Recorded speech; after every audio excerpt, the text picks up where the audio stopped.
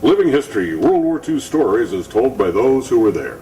Lieutenant Roy June was a P-51 pilot flying long-range combat missions over Japan from his base on Iwo Jima in 1945.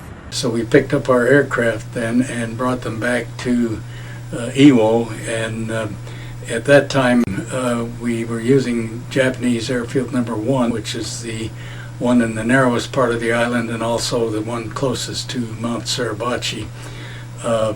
Our initial flights were at the request of the Marine Corps for support of their troops on the north end of the island. And we were taking off into the wind. We were being fired at as we took off, and so we reversed our takeoff method and took off downwind, which was right into Mount Suribachi, which meant that when you left the runway, you had to immediately make a hard right turn or a hard left turn to keep from flying into the mountains. And there was either a yellow smoke line or yellow tape line, and the bad guys are on the north side of the tape line and the good guys are on the left side of the tape line, and don't drop any ordnance on the left side. Our targets were rather obscure because at this point most of the Japanese were underground.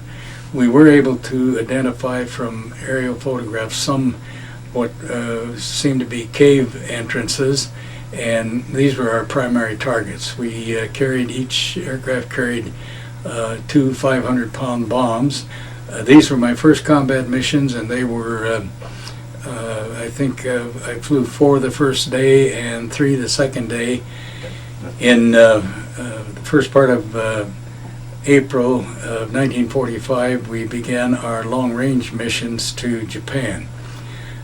These were the longest over-water flights for land-based single-engine aircraft in World War II. And in between Iwo and the main islands of Japan, there are no other islands. Of the 8-hour mission, it was only 20 minutes we could spend over Japan. If we spent any longer, we were playing games with our fuel on the return. And in some cases, pilots who were not careful about time spent over the target wound up in the water by parachute on the way home. One of the most memorable missions that I had was one where I was not able to get to Japan. June 1st, 1945, we were told that there would be some weather ahead of us and that we would be able to fly over it. Into the mission, we began to discover that the weather was more severe than we thought.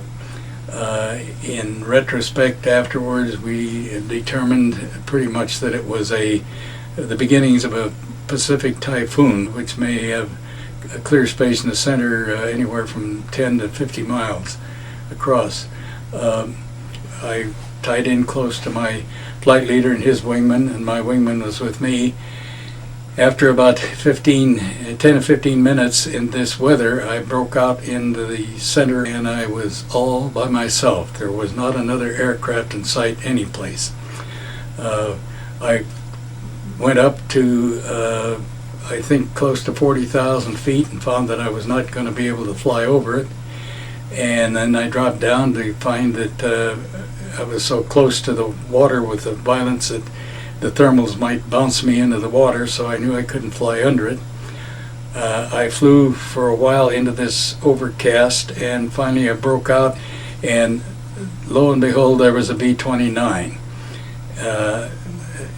I figured he was going back to Guam and to Saipan, and that I couldn't make it back that far with him, but I was going to stay with him for as long as I could. Tried to call on the radio to the B-29 crew to give me a compass heading back to Iwo Jima. They had a navigator on their aircraft. The radio static was so bad from the storm and so garbled that I could not communicate with them at all by radio.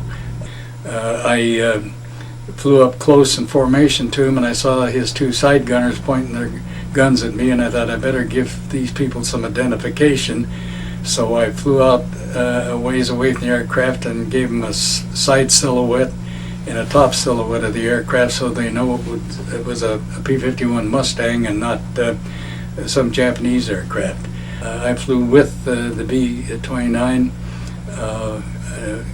for a period of time, and all of a sudden the co-pilot sitting in the right-hand seat pointed straight down, and I looked down, and there was Iwo Jima. They had brought me back from a case where I was totally lost. A memorable mission that I had. It was a strafing mission to Osaka, and I got in the over the target, and all of a sudden my electrical equipment disappeared. About that time, a Japanese aircraft, a HAMP, popped up out of the clouds, and I followed him in, and I had just enough electric left in the battery of my aircraft to fire the solenoids on the 50 caliber machine guns. I hit him in the left wing where the wing butts into the fuselage and set him on fire, and we both watched as he spiraled down, and just before he hit the overcast, his wing came off, so we knew we had a victory at that point. Later on, my flight leader, or my wingman I should say, and I encountered I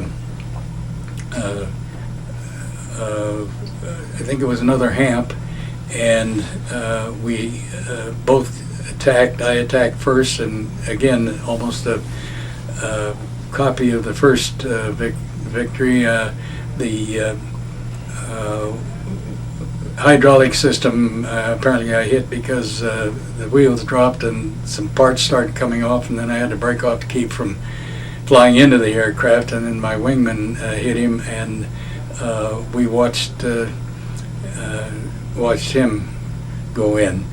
Then on the third one, we actually attacked from the rear and hit the aircraft, and he was smoking pretty heavily as he went down through an overcast. That was the sum and substance of my aerial fight with the enemy.